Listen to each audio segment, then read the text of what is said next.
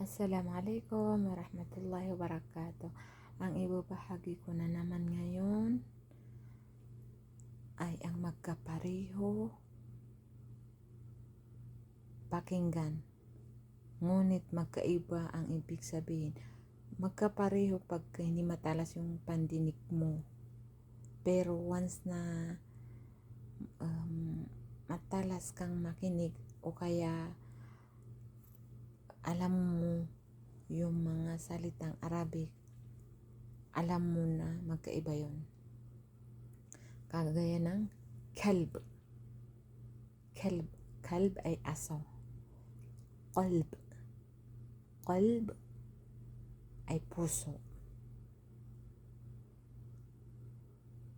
Sana po maliwanag po yan sa inyo. Hanggang dyan na lang po.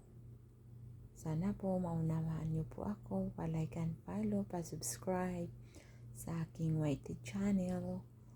KGD ng pangalan ko. Thank you for watching. God bless all.